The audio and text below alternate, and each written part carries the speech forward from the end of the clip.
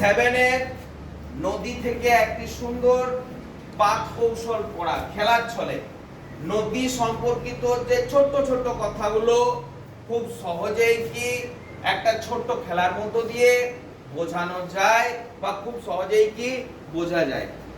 এই ভিডিওটার মধ্য দিয়ে ছোট বাচ্চাদের খেলার ছলে যে একটা নদী সম্পর্কিত যে তথ্যগুলো যেগুলো একটা সময় খুবই কি কাজে আসে সেটা কিন্তু কি বোঝানো সম্ভব হবে এবং এরাও কিন্তু কি বেশ আনন্দ পাবে। দেখা যাক তাহলে নদী দিয়ে যে তথ্যগুলো আমরা পাবো সেগুলো আমরা প্রথমে গিয়ে আলোচনা করি। দেখো আমাদের মধ্যে প্রথমেই বলি যে এরা এই লাইনটাতে এরা হচ্ছে প্রত্যেকেই কি মূল নদী। ঠিক, মূল নদীর উৎস হচ্ছে হাতগুলো, হ্যাঁ হচ্ছে মূল নদীর উৎস, কারণ এর থেকে কি হয়েছে মূল নদীর উৎপত্তি হয়েছে। মূল নদী যেখান থেকে সৃষ্টি হয় সেই জায়গাটাকে আমরা বলি কি নদীর উৎস, অর্থাৎ এই জায়গাটা হলো কি নদীর উৎস। এবার নদী যেখানে গিয়ে মিশবে পরে আমরা দেখাবো সেই জায়গাটা হয়ে যাবে নদীর কি মোহনা।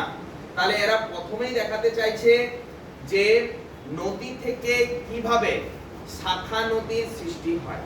দেখো নদী মূল নদী বয়ে যাচ্ছে, এগিয়ে এসো একটু।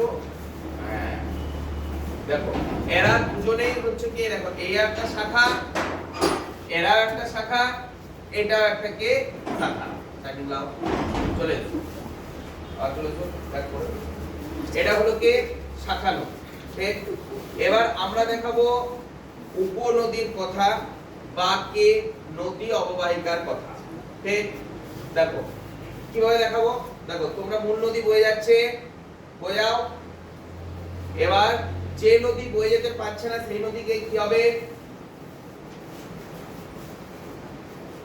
দেখো এরা বয়ে যেতে পারছে না, এরা কি করলো মূল নদীর সাথে কি হলো বয়ে গেল। এবার প্রধান নদী থেকে মূল নদী থেকে শাখা নদী প্রশাখা নদী যারা কি মিশলো যতটা জায়গা জুড়ে আছে এই যে বৃহত্তর জায়গা, এই জায়গাটাকে আমরা বলবো কি নদী অববাহিকা। ঠিক, যে যতটা উৎস থেকে মোহনা পর্যন্ত নদীর কারা কারা শাখা নদী উপনদী নিয়ে যতটা জায়গা জুড়ে অবস্থান করছে তাদেরকে আমরা বলবো কি পুরো জায়গাটাকে আমরা বলবো কি নদী অববাহিকা। সাইডিং নিয়ে নাও,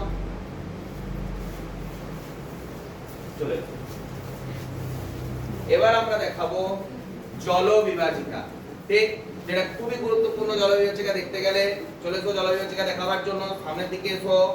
দেখো জল বিভাজিকায় এরা হচ্ছে কি দুটো কঠিন কি শিলা হতে পারে, পর্বত হতে পারে বা বিরাট বড় একটা কি উচ্চভূমি হতে পারে। এই উচ্চভূমিটা কি করে নদীকে দুই বা ততোধিক ভাগে কি করবে ভাগ করে দেবে। ঠিক, সমস্তটাকে পুরো মূল নদী তাছাড়া শাখা নদী উপনদী যতটা জায়গা জুড়ে আছে পুরোটাকে নদী কিন্তু কে দুটো ভাগে ভাগ করে দেবে। কিভাবে